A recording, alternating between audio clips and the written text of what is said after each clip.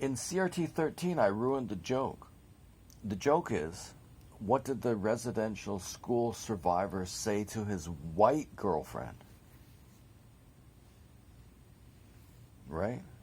You got to include white there, or it doesn't work as well. What did the residential school survivor say to his white girlfriend? This isn't going to work if you don't put on the nun's uniform. Right? Okay, and the last one I said that the right was also lying about the narrative. Everybody lies about the narrative. But the left has taken it to the stars. There's no way it's comparable. To say that the right lies as much as the left in the current environment is crazy. I guess if I'm going to say that's crazy, I should say why it's crazy, but good God. Just look up cancel culture, deplatforming, the narrative, all that kind of stuff, what they're into. Cultural Marxism, CRT, that stuff. Their whole point is to lie. Okay, so what's I going to go to after that? Oh, because we're on the Aboriginal thing. I think it would be interesting to ask, who was it that said, kill the Indian and the child?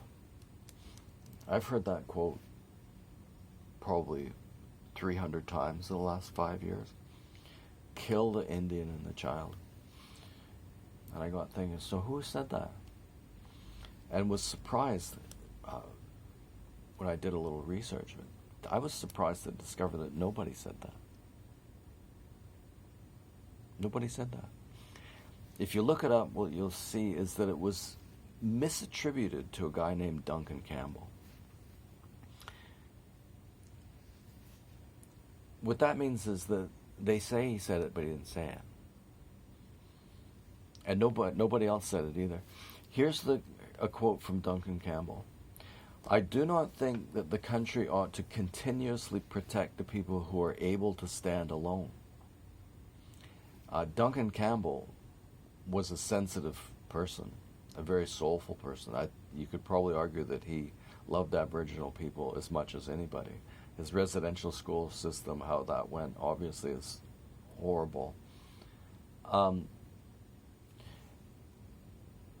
But he thought that they were able to stand alone, so didn't need support. That's because he respected them. You know, they could stand alone. We used to kind of admire people who could stand on their own, right? That's what he thought they were able to do. And our objective is to continue until there's not a single Indian in the country. Holy shit. Our objective is to continue until there's not a single Indian in the country. I think I've heard that before. But was surprised to find that he said, our objective is to continue until there's not a single Indian in the country who has not been absorbed into the body politic. What that means is he wanted them with free expression, the right to vote, all the rest of it. That's what he wanted. He didn't get it until really quite a lot later. That's absolutely shameful. But he wanted them to be engaged in the political system. So that there's no Indian question, no Indian department. That'd be fantastic.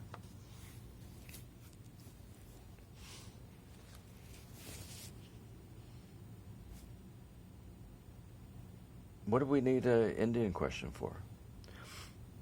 If they're citizens like everybody else, then it wouldn't be a question. It would just be a fact of the history, and it would be a fact of an existing culture that exists to whatever extent that it can. I don't see anything wrong with this. Not what he said there. I want to go through what democracy is by talking about what it isn't. And what it isn't is authoritarian. So if you were an authoritarian government, you would attack freedom of conscience, which Trudeau did with summer jobs program. That was decided in court. Freedom of speech, he goes after all that with M103, C10, C36. His whole business about hate speech and recognizing that white supremacy is such a serious issue. The purpose of that is to make it easier to surveil and spy on anybody who says something like, for example, report this to fucking Trudeau, okay? Shouldn't have swore there. It doesn't work. I did that for a fact. I tried that before. It doesn't work. Okay, report this. When black people come and say to me that they want to have an honest conversation about race, I assume that to have an honest conversation, I'd have to talk about what I'm concerned with. You know, the honest conversation about race is always a criticism. So you're going to have an honest conversation. You sit there and listen to criticism. But what I think is an issue is the fact that white people are victims of black crime about 15 times as often per capita. And that rape is essentially black and white.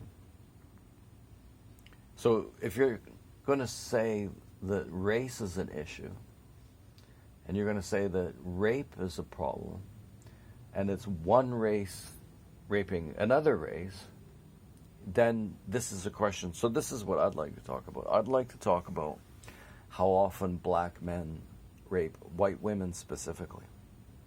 That's for me. That's what I would say. Anyway, so went after freedom of speech, the rule of law, independence of the judiciary, separation of powers with the SNC. You know this.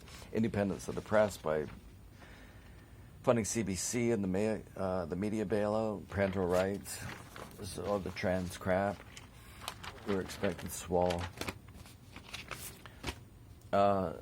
Doesn't show up for question period. The idea is that's where the representative gets to question the prime minister. He doesn't show up. If he shows up in media, he doesn't get asked the tough question. And he doesn't answer a question anyway.